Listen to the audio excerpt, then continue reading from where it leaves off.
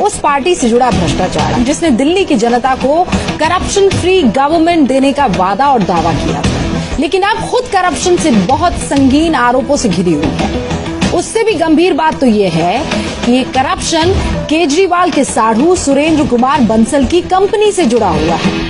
हालांकि सुरेंद्र कुमार बंसल इस दुनिया में अब नहीं रहे। बहरहाल इस लेटेस्ट करप्शन स्टोरी में 3 बहुत इंपॉर्टेंट कैरेक्टर्स हैं, मुख्य किरदार अरविंद केजरीवाल, पीडब्ल्यूडी मंत्री सत्येंद्र जैन और केजरीवाल के साढ़ू की कंपनी रेणु कंस्ट्रक्शंस। देखिए कैसे फर्जी बिलों, बोगस कंपनियों के जरिए करोड़ों करोड़ों का खेल हुआ। B22 लिखा है तो कोई प्लॉट नंबर है इसमें B22? नहीं। तो ये नहीं पता B22? B22 हाँ।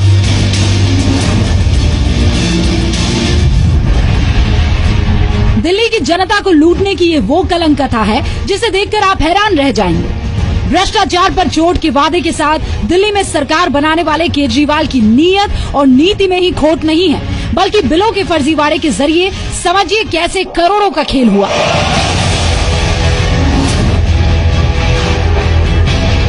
रोड एंटी करप्शन ऑर्गेनाइजेशन यानी RACO नाम की एनजीओ ने RTI के जरिए जो दस्तावेज हासिल किए, उसके मुताबिक आरोप ये है कि केजरीवाल के साढ़ू सुरेंद्र कुमार बंसल की कंपनी रेणु कंस्ट्रक्शंस को पीडब्ल्यूडी ने 2015 से 2016 के बीच दिल्ली में सीवर और नाली बनाने का काम ठेके पर दिया था।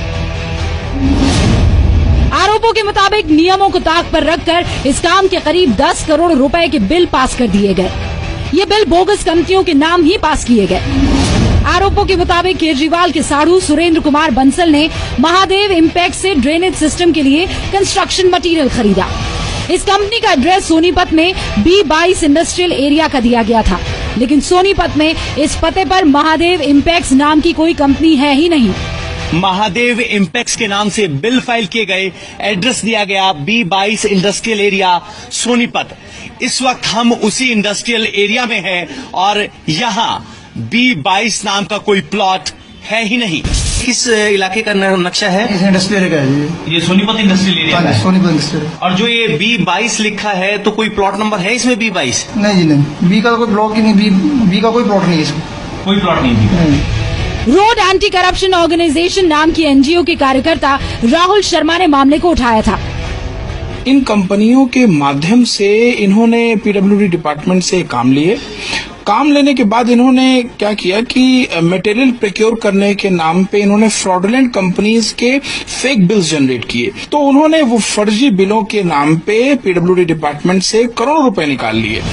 एंटी करप्शन ब्यूरो ने एनजीओ RACO की शिकायत के आधार पर 3 मामले दर्ज कर लिए हैं।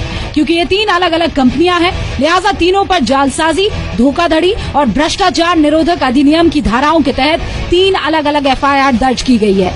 करोड़ों के फर्जी बिल पास किए जाने के इस खेल में इन कंपनियों के अलावा पीडब्ल्यूडी के कुछ अफसरों के नाम भी सामने आ रहे हैं। और इसमें के अंदर 3 मुकदमा दर्ज किए हैं। 3 मुकदमा इसलिए दर्ज किए हैं कि अलग अलग कंपनी है 3 कि जो बिल्स वगैरह हैं वहाँ से बिल फर्जी लगाए। जो कंपनी एग्जिस्ट नहीं करती उस कंपनी के भी उसमें बिल लगा दिए गए हैं। आरोप यह है कि केजरीवाल और पीडब्ल्यूडी मंत्री सत्येंद्र जैन ने सुरेंद्र बंसल को ठेके देने के लिए पद का दुरुपयोग किया। सत्येंद्र जैन जिस पीडब्ल्यूडी के मंत्री हैं, उस पीडब्ल्यूडी से एक ऐसा बिल भुगतान हो गया जो पूरी तरह से फर्जी है। एक नाले की मरम्मत के लिए जो बाकली गांव में है, उसके मरम्मत के लिए 10 करोड़ रुपए भुगतान हो गए। उस नाले का कोई भी मरम्मत नहीं हुआ। वहीं केजरीवाल के खिलाफ मोर्चा खोलने वाले कपिल मिश्रा ने आज ACB के दफ्तर जाकर टैंकर घोटाले में अपना बयान दर्ज करा लिया। कपिल मिश्रा ने पीडब्ल्यूडी घोटाले में बिलों के फर्जीवाड़े के लिए सीधे तौर पर केजरीवाल और सत्येंद्र जैन को जिम्मेदार ठहराया है। आज केवल टैंकर घोटाले के बारे में अपना पूरा बयान वो दर्ज करा के आया हूँ एंटी करप्शन ब्यूरो में, और उसके बाद मंडे को एक बार दोबारा जाना है। केजरीवाल इन कागजातों को नहीं झुटला सकते हैं। केजरीवाल इनकम टैक्स और RTI के जरिए सामने आई इस जानकारी को आरोप कहकर खारिज नहीं कर सकते हैं। सोनीपत से पवन नारा के साथ ब्यूरो रिपोर्ट, जी मीडिया। वैसे जमीन से जुड़े होने का दावा करने वाले अरविंद केजरीवाल और उनके मंत्रियों को अब जनता के पैसों पर हवाई सफर की आदत लग गई है, विदेशी दौरों की भी आदत लग गई है। एक और खुलासा हुआ, और ये खुलासा आरटीआई से हुआ है। अरविंद केजरीवाल, मनीष सिसोदिया और सत्येंद्र जैन, इन्होंने लाखों रुपए विदेश यात्राओं पर खर्च किए हैं। और हैरानी आपको पता है किस बात की सबसे ज्यादा है? स्टडी टूर किसी भी मंत्रालय के नाम पर क्यों ना हो, जाना आम आदमी पार्टी के खास आदमी का ही होता था। वैसे सबसे महत्वपूर्ण आपको बात बताना चाहता हूँ कि ये जो समिट थी वो वाटर्स की समिट थी, और जल मंत्री हमारे कपिल मिश्रा थे। कपिल मिश्रा ना जाके दिल्ली सरकार के उप मुख्यमंत्री मनीष सिसोदिया उस ऑर्गेनाइजेशन में गए थे। तीसरे नंबर पे फिर ऑस्ट्रेलिया गए हैं मनीष सिसोदिया। मनीष सिसोदिया जो वो गए हैं वो भी स्टडी टूर पे गए हैं वैट जीएसटी के लिए।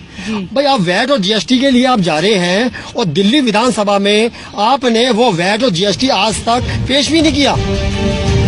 दिल्ली के मुख्यमंत्री अरविंद केजरीवाल रोम गए, लेकिन बड़ा सवाल ये कि साथ में सत्येंद्र जैन क्यों गए? मदर टेरेसा को संत का दर्जा दिए जाने के मौके पर केजरीवाल सत्येंद्र जैन को इटली क्यों ले गए थे? आरटीआई से मिले दस्तावेज बताते हैं कि सत्येंद्र जैन 10 सदस्यीय टीम के साथ मैनचेस्टर में health and care innovation expo में हिस्सा लेने गए।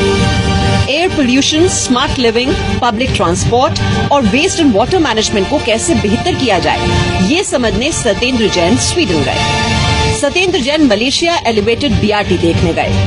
थाईलैंड में बैंकॉक कन्वेंशन सेंटर के कार्यक्रम में हिस्सा लिया। ये स्वीडन गए हैं सत्येंद्र जैन, और इनके साथ 10 आदमियों का डेलीगेशन गया। इसमें एक मिनिस्टर साथ में गए गोपाल राय और सत्येंद्र जैन दोनों जगह हैं, और तो 8 जनों का डेलीगेशन का जो अधिकारियों का है वो गए साथ में। और 7वां टूर मलेशिया का सत्येंद्र जैन ने लगाया है, वो भी उनके साथ में 1-2 आदमी डेलीगेशन के साथ में गए हैं। आम आदमी पार्टी के नेताओं को किस हैसियत से विदेश यात्राओं पर ले जाया गया? ईमानदारी की राजनीति का दावा करने वाली आम आदमी पार्टी की सरकार ने ईमानदारी का सिर्फ ढोंग किया और दिखावे की राजनीति की। दिल्ली और देश की जनता अब केजरीवाल का असली चेहरा देख रही है। निवृत्ति मोहन, जी मीडिया, दिल्ली। विदेश दौरे जाने से किसी को कोई प्रॉब्लम नहीं है, दौरा करने से किसी को कोई प्रॉब्लम नहीं है, लेकिन जिस मकसद से गए थे, क्या वो मकसद दिल्ली में बदलाव के तौर पर, परिवर्तन के तौर पर नजर आया? दिल्ली वालों ने कहा नहीं।